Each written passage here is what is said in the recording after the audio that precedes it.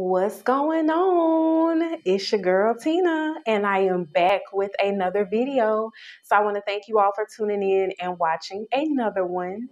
So as you can tell by the title, this is going to be a read with me, but it's also going to be an excellent history 365 edition as well, because it's going to have a little history behind this reading as well. Yes, so I've been reading from the book called Mastery by Robert Greene. All right. And so the reading is going to be coming from the second chapter, which is called Submit to Reality, the Ideal Apprenticeship. I'm going to be reading from that chapter, and it's going to be page 68 if you have the book. Yeah, that is where I'm going to be reading from. It's not going to be very long. It's like page and a half, pretty much. But yes, I'm just going to give you all this knowledge today. So sit back, grab your coffee, grab your tea, grab your water, whatever it is, and sit back on your couch and enjoy. All right, so the second point is called Keep Expanding Your Horizons. For the writer Zora Neale Hurston, born in 1891, passed away in 1960, her childhood represented a kind of golden age. She grew up in Eatonville, Florida, a town that was something of an anomaly in the South. It had been founded as an all-black township in the 1880s, governed and managed by its citizens. Its only struggles and sufferings came at the hands of its own inhabitants.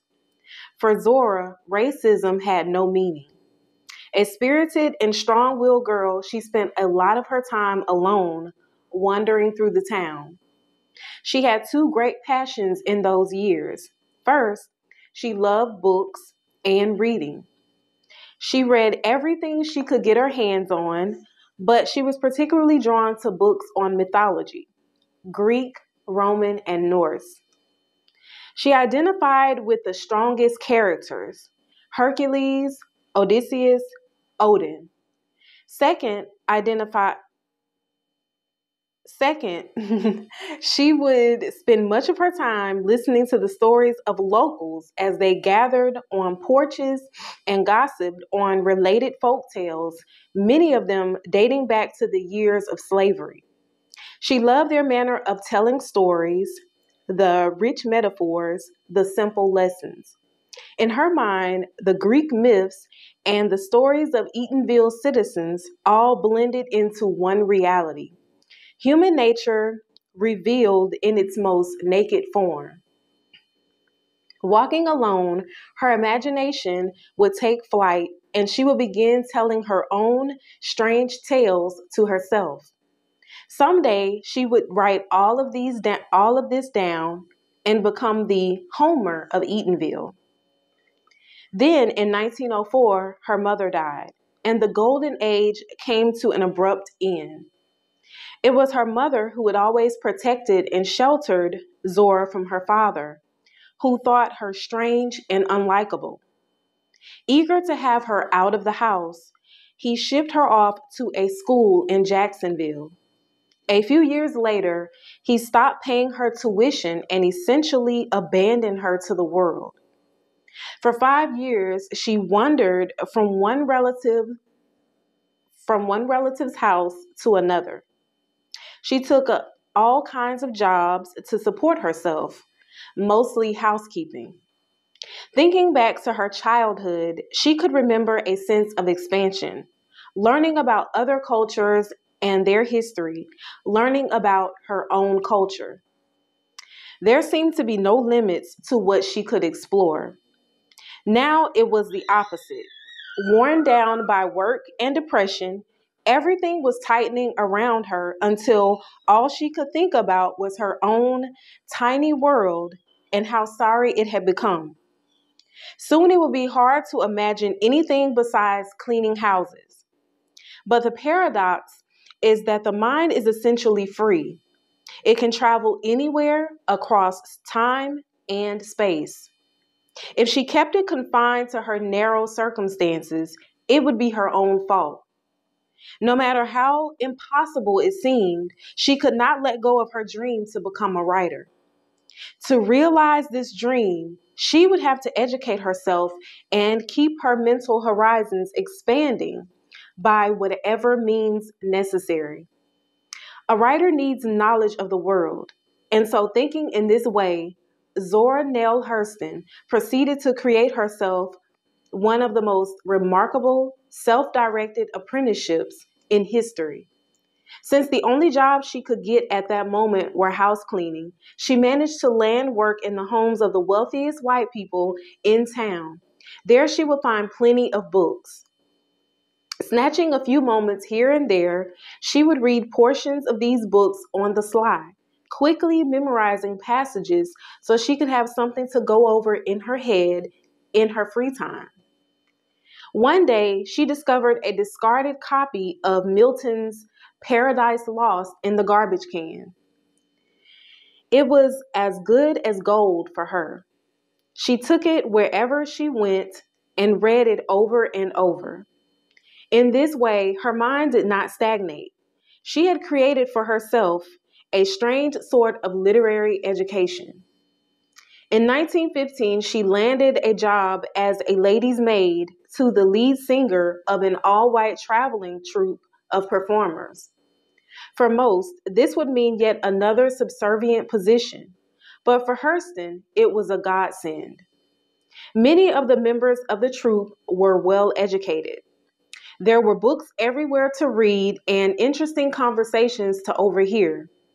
By observing closely, she could see what passed for sophistication in the white world and how she could make herself charming to them with her stories of Eatonville and her knowledge of literature.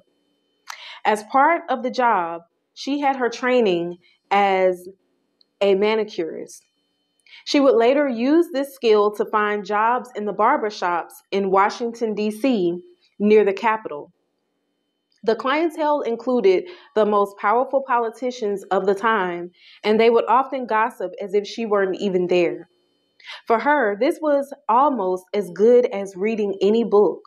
It taught her more about human nature, power, and the inner workings of the white world. Her world was slowly expanding, but still there were severe limitations on where she could work, on the books she could find, on the people she could meet and associate with. She was learning, but her mind was unstructured and her thoughts unorganized. What she needed, she decided, was formal education and the discipline this would bring her. She could try to patch a degree together in various night schools, but what she really wanted was to regain what had been taken away from her by her father. At 25, she looked young for her age, and so chopping off 10 years in her application, she gained admittance to a free public high school in Maryland as a freshman. She would have to make the most of this schooling. Her future depended on it. She would read many more books than were required and would work particularly hard on writing assignments. She would befriend teachers and professors with the charm she had established over the years, making the kind of connections that had eluded her in the past. In this way, a few years later, she gained admittance to Howard University, the leading institution of Black higher learning, and made the acquaintance of key figures in the Black literary world. With the discipline she had gained in school, she began to write short stories. Now, with the help of one of her connections, she got a short story published in a prestigious Harlem literary journal. Seizing opportunities wherever they appeared, she decided to leave Howard and move to Harlem, where all of the leading Black writers and artists were living. This would add another dimension to the world she was finally able to explore. Over the years, Hurston had made a study of powerful, important people, Black and white, and how to impress them. Now in New York, she used this skill to great effect, charming several wealthy white patrons of the arts. Through one of these patrons, she was offered the opportunity to enroll in Barnard College, where she could finish her college education. She would be the first and only Black student there. It had been her strategy to keep moving, keep expanding. The world could quickly close in on you if you stayed put or stagnated. And so she accepted the offer. The white students at Barnard were intimidated in her presence. Her knowledge of so many fields far exceeded their own. Several professors in the anthropology department fell under her spell and sent her on a tour through the South to gather folk tales and stories. She used the trip to immerse herself in hoodoo, the Southern Black version of voodoo, and in other ritual practices. She wanted to deepen her knowledge of the Black culture in all of its richness and variety. In 1932, with the Depression raging in New York and her employment opportunities drying up, she decided to return to Eatonville. There she could live cheaply and the atmosphere would be inspiring. Borrowing money from friends, she proceeded to work on her first novel. From somewhere deep inside, all of her past experiences, her lengthy and multifaceted apprenticeship rose to the surface. The stories from her childhood, the books that she had read here and there over the years, the various insights into the dark side of human nature, the anthropological studies, every encounter that she had paid attention to with so much intensity. This novel, Jonah's Gourdvine, would recount the relationship of her parents, but it was really the distillation of all of her life's work. It spelled out her in a few intense months. The novel was published the following year and became a great success. Over the next few years, she wrote more novels at a furious pace. She soon became the most famous Black writer of her time and the first Black female writer ever to make a living from her work. Zora Neale Hurston's story reveals in its barest form the reality of the apprenticeship phase. No one is really going to help you or give you direction. In fact, the odds are against you. If you desire an apprenticeship, if you want to learn and set yourself up for mastery, you have to do it yourself and with great energy. When you enter this phase, you generally begin at the lowest position. Your access to knowledge and people is limited by your status. If you are not careful, you will accept this status and become defined by it, particularly if you come from a disadvantaged background. Instead, like Hurston, you must struggle against any limitations and continually work to expand your horizons. In each learning situation, you will submit to reality, but that reality does not mean you must stay in one place. Reading books and materials that go beyond what is required is always a good starting point. Being exposed to ideas in the wide world, you will tend to develop a hunger for more and more knowledge.